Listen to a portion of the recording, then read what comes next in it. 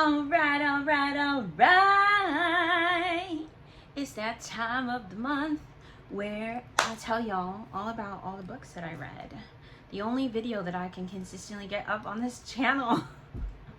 Woo!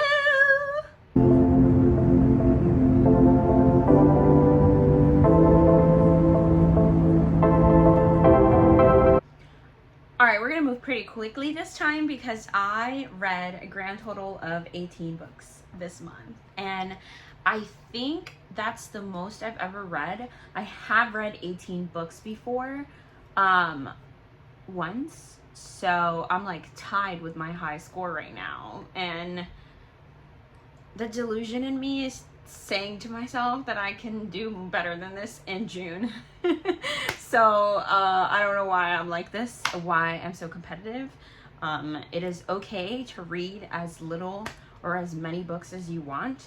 You are still a reader. I just like reading books and it's all I do. So I feel that in June I can read at least 19. All right, let's get this over with. All right, so the first book I read is Terms and Conditions. This is book 2 in the Dreamland Billionaire series by Lauren Asher. This one follows the second brother, and I think his name is, it's not Cal.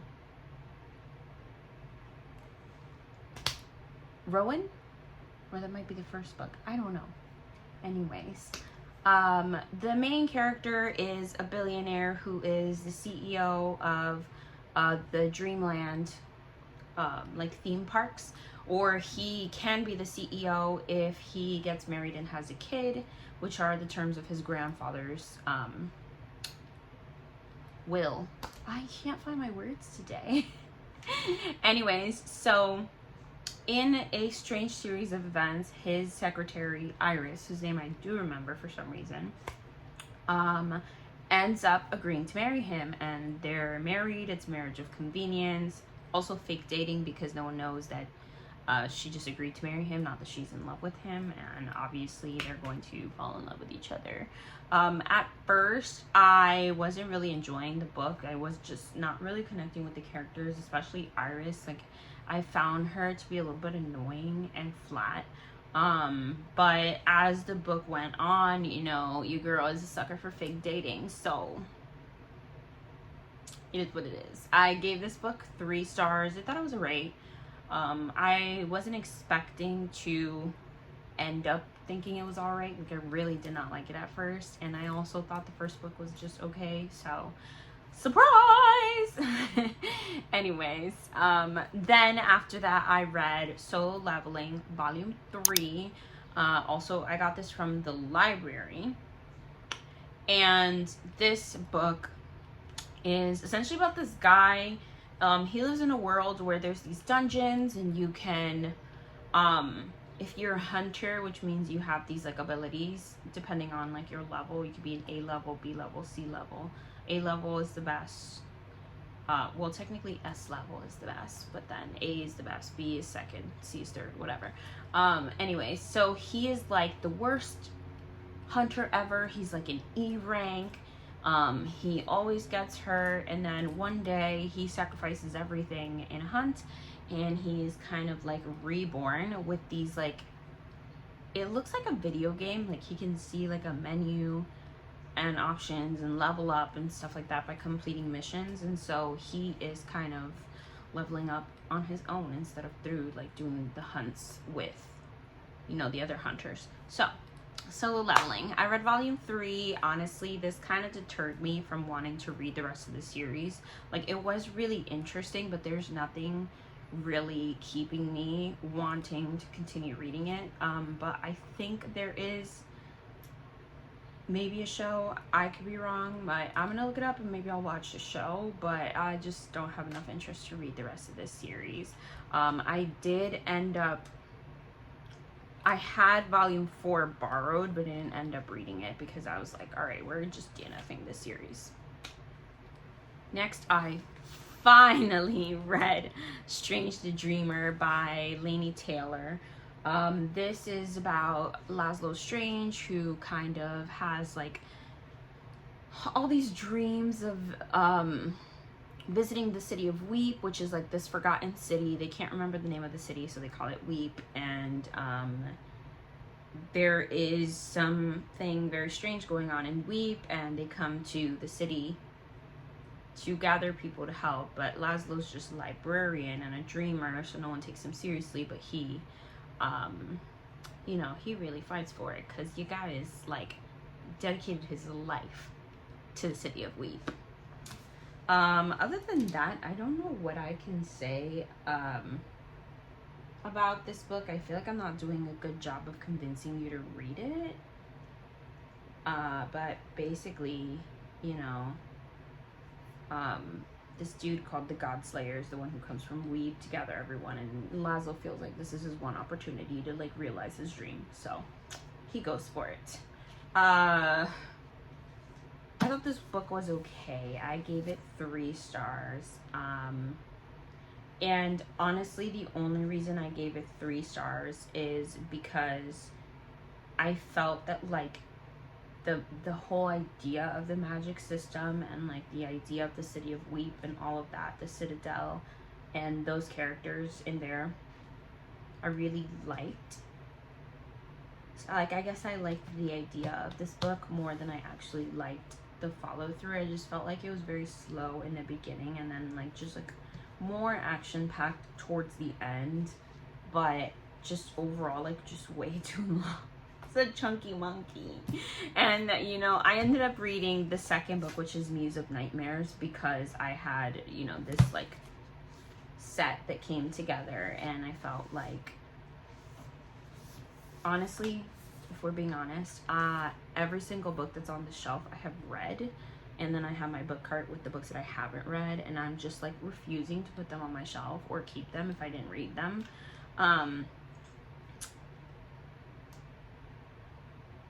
So, am I maybe forcing myself through a couple books that I'm not quite enjoying so I could keep them because they're pretty? Yes. Is that logical? No. But my life, my rules. So, yeah. I think I gave Muse of Nightmares 2 stars because this one was kind of boring, to be honest. Like, once you had the discovery here, like, there's these 2, like, kind of like plot lines of 2 different like stories, and then they come together. And then in this one there's like 2 more plot lines, the 2 people that came together in this story, and then another set of people. It just was not giving. It was not. But the idea and concept of these books is amazing, and these editions are beautiful, so no regrets. Then I read Middle Game by Shauna McGuire. This book has been in my TBR for such a long time. I'm obsessed with Shauna McGuire. I think her writing is beautiful, which is why I ended up giving this book 3 stars, just because the writing is so beautiful. However, the story itself, once again, I think this book was like a little chunky, and it was a little slow. Like, there were definitely Shauna McGuire in her like longer books is a little bit of an overwriter. Like, there's certainly things that we could take out that would not contribute to the meaningfulness of this book. So I wish it was shorter, but this book is about Roger and Dodger, who are twins made out of alchemy by a dude named Reed. And Reed believes that through the combined abilities of Roger and Dodger, you know, he can ascend to like godhood, essentially, or like, you know, they would, and he would control them, so therefore he would be. It's pretty interesting. I think like the idea of this is really interesting, and I love how each of the characters represent something else. So like Roger represents like English and language, and he has that ability, and then Dodger represents like math. And I think Shauna McGuire did a really good job of thinking about like, what does math contribute to? So it's not just like numbers and arithmetic, but like time and those kinds of things. So I enjoyed this experience. I just think it was maybe a little bit dragged out. Then I read a couple books for a readathon, and it was all a bunch of lies. The first book I read for that readathon is First Lie Wins by Ashley Elston. I gave this 5 flippin' stars. It was so good. It gave me so much anxiety in like the best way. Like my heart was pounding and I was anxious about something else, and I was like, is it the book or is it my life? I'm not sure. So maybe an inopportune time to be reading this. Either way, I really enjoyed it. In this book, Evie Porter, she basically is living with her boyfriend and they have a relationship. However, it turns out that Evie Porter is not Evie Porter. She has another personality. She works for a dude named Mr. Smith doing some nefarious things. Except that, you know, her life with Ryan, the guy that she's currently living with, is just maybe starting to make her realize that she would like to envision a different life for herself. It was good. You can't take it too seriously, but it was good. I gave it 5 stars. Okay, second book I read for that vlog was Listen for the Lie by Amy Tintera. This is about a girl who gets accused of unaliving her best friend, and then but they didn't have enough evidence to like put her in jail. So she moves away from the town to kind of get rid of the situation. But then this dude starts a podcast about her life, and it kind of sucks her back into it. And you start to discover kind of like some secrets that are going around in the town. I ended up giving this 3 stars as well. I just felt that like a lot of the drama was just kind of like, you know, people's marital issues. And that was mostly it, except obviously like the one unaliving. But the plot itself, I don't know, wasn't really giving. The reason I gave this 3 stars is because the main character and her like flippant personality is so funny to me. So this gets 3 stars just for like the character. Like I did enjoy the character herself and following her and figuring out what other strange stuff she's gonna say. And the plot twist was okay. Okay, Starling House by Alex E. Harrow. This is your stereotypical, there's a girl in a town with a haunted house. She finds a way to make herself involved with said haunted house and discovers the mysteries of why it's haunted. And also falls in love with the dude who is the warden of the house. I've like nothing really to say. I wrote in my journal that I gave this 3 stars, which surprises me because I wasn't that interested in the book. Like I said, it was just a regular degular, but it is beautiful. I am obsessed with this clear dust jacket. So I don't know why like I'm all out of order, but this was also one of the books I read for the Lies reading vlog. This is None of This Is True by Lisa Jewell. Honestly, I got this because it was the book of the year, but I had previously read a Lisa Jewell book, and I think The Night She Disappeared it was called, and it was just like mid. It was all right. I wasn't really invested in it, so I picked this one up because I got it free. But this one was all right, actually. I ended up enjoying it. Basically, it's about a girl named Josie who she's just ready to change her life. Her life is mundane and she's ready to change it. And she happens to run into a podcaster named Alex who does a podcast on like women and their lives. And so she runs into Alex on their birthday. They have the same birthday, which is my birthday. June 8th, baby, on Sunday. So essentially, they meet on our birthday, and Josie is interested in her, And she gets this big idea that she's going to do this big change in her life, and she wants Alex to chronicle it on her podcast. So Alex agrees, but then she starts to discover some things about Josie's life that are just not right. The actual like intrigue of it was really good. That's why I gave it 3 stars, because I was actually interested to find out like what the French toast is going on in this girl's home. However,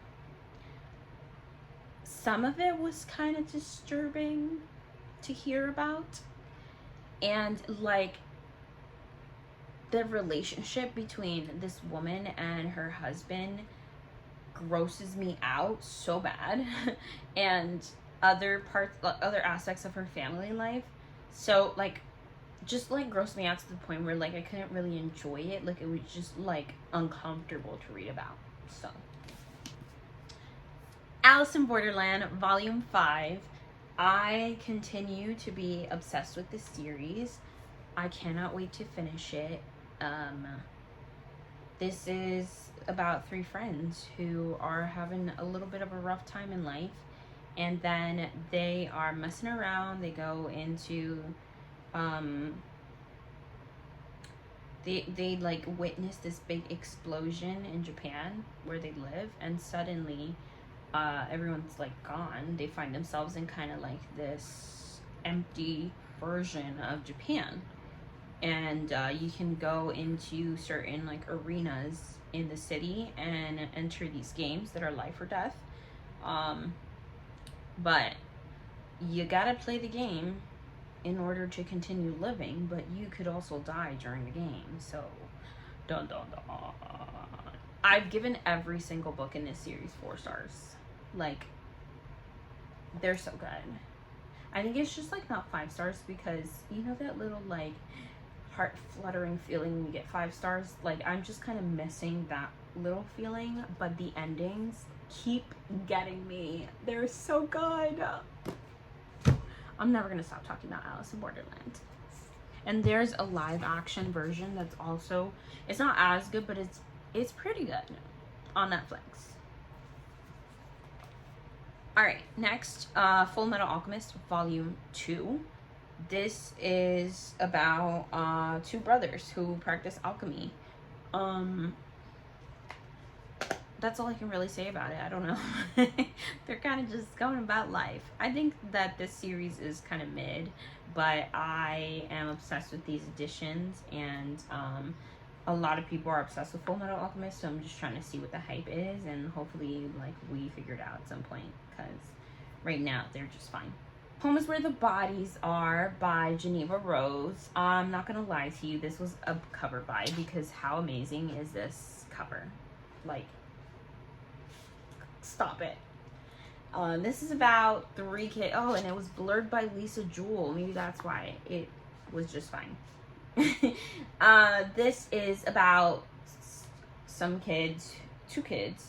They're not kids, they're adults, but they're the children of these parents. So their parents pass away, or their mom does, and they go to pack up her house, and they find a home video, and they're like, oh my god, let's pop it in, let's watch it.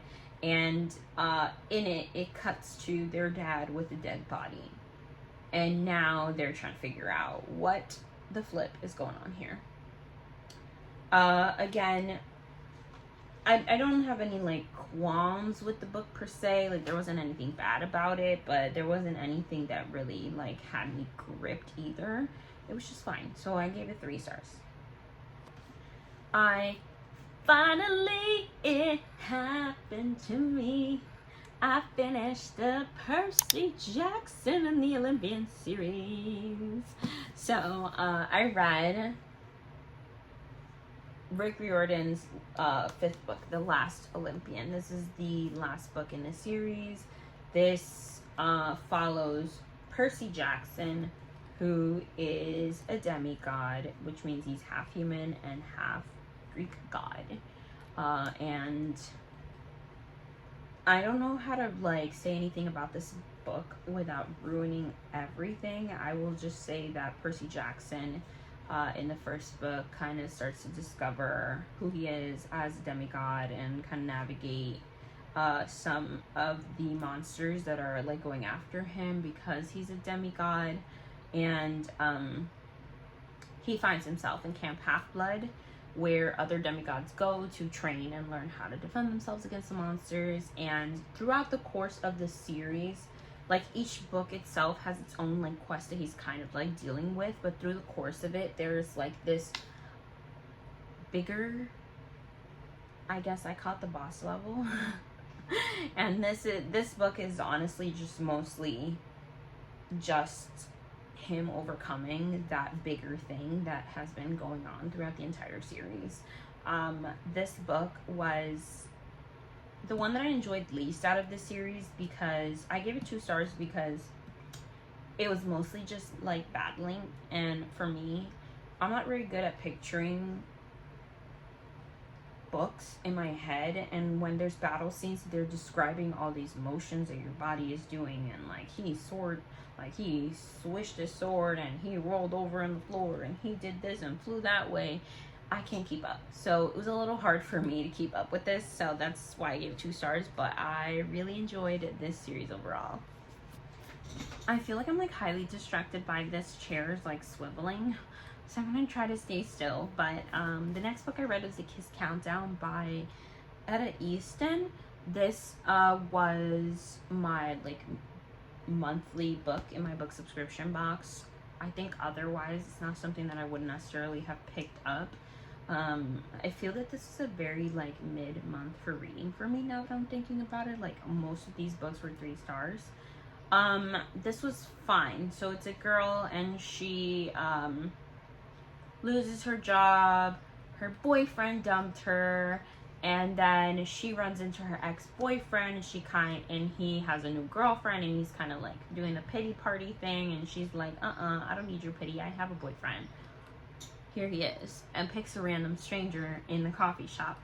And then they pursue this fake dating relationship, which ends up working out for him too, because he needs someone to fake date as well. So it's a mutually, you know, like beneficial fake dating situation. Anyways, he's an astronaut, and that's really like the one thing that makes this book different from other books that are romance. Because he has 3 months until he's going on this expedition where he's going to be away for months. So the relationship kind of has like a deadline to it, which is those 3 months. And, you know, that's it. I don't know. I ended up giving this 2 stars because I just felt that there wasn't anything really like different about the book. And I honestly thought the main female character was a little bit annoying, because she was always accusing the guy of being annoying, except he was never doing anything annoying. He was just being thoughtful and nice. And like in the moment, she would never say like, oh, that thing that he did annoyed me, or like show any annoyance towards anything, but then she would just constantly say that he was annoying. It didn't make any sense to me, but it was fine. A Feather So Black by Lyra Celine. Oh man, honestly, there's so many books that I can't keep track of these synopses. There's a main character, can't remember her name, but she is a changeling. So there was a princess, and the princess was taken away, turned into a dove, and in her place, the main character was left. And the main character is a changeling, so she was created to look exactly like the princess, and the queen and everyone like knows that she's a changeling and that she's not the actual princess, and she kind of gets sent on this quest to go get the real princess.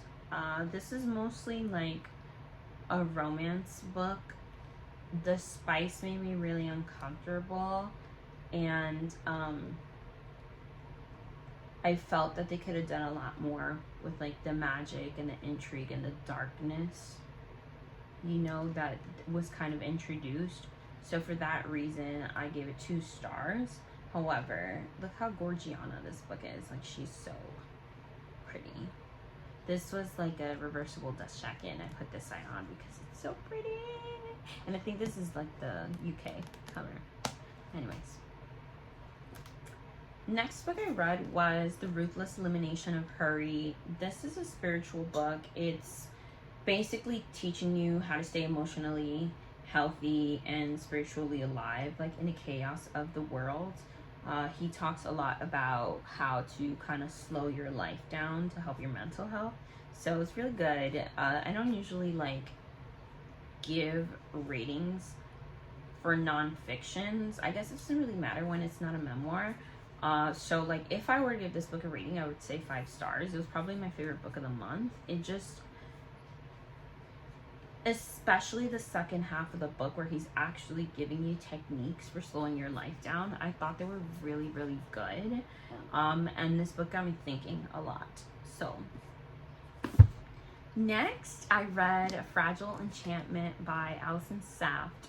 This book is about a girl essentially who can weave magic and like feelings into, you know, like the garments that she's making, and she gets noticed by the royal family, and so like the prince, he hires her to make the clothing for the royal wedding. And she comes from like this like poor family, so this is like the opportunity of a lifetime for her. I felt that the idea of this book was cute and it felt like whimsical, and I liked the idea of like this type of magic and stuff, but I could not stand. Niamh, the main female character, could do so much better than Kit. He's like a type of character that he's like the grumpy one. He doesn't like anyone except for her. Except I felt like he was rude as a mother flower to her, and I'm like, girl, you could do better. Like, what is this? There's like one particular line that lives rent free in my head that I'm like, you gotta be kidding me. I would leave that guy so fast. And for her, she's like, oh my god, he loves me. 2 stars.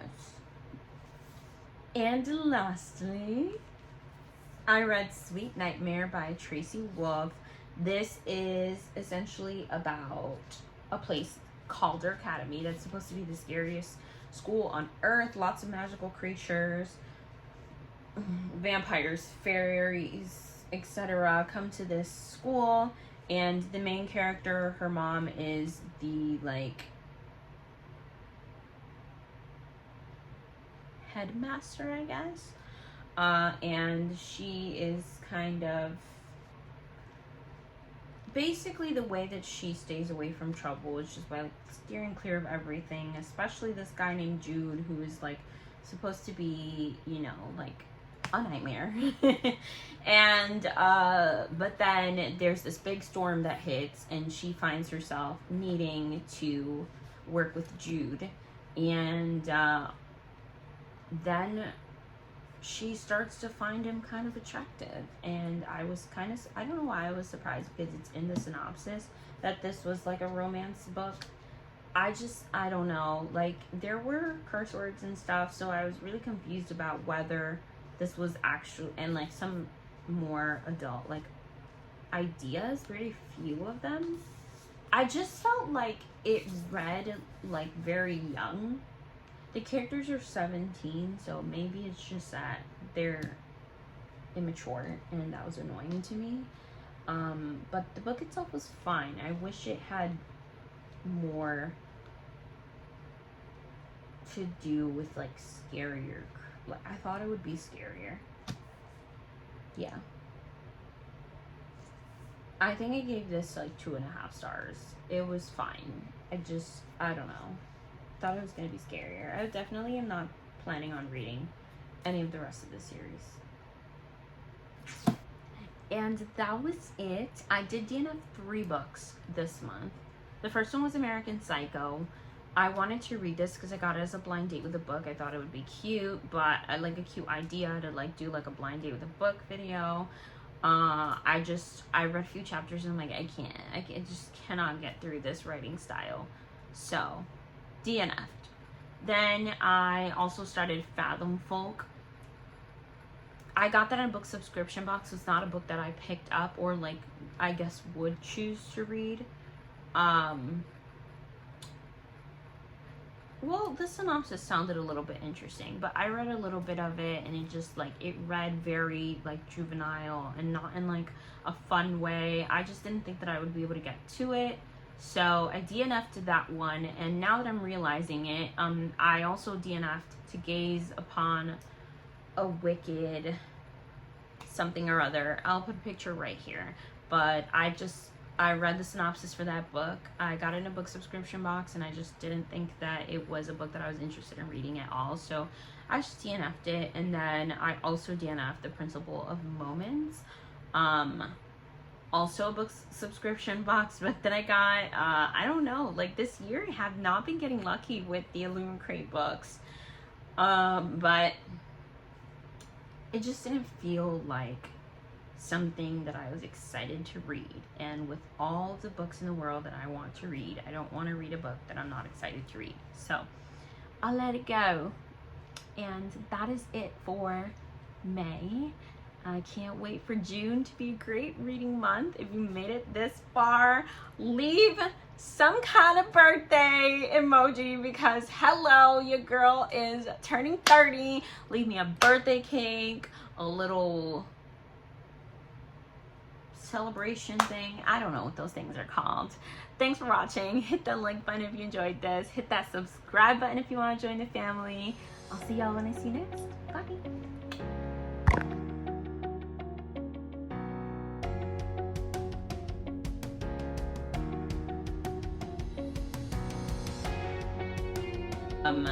The first book, wait a minute, fish.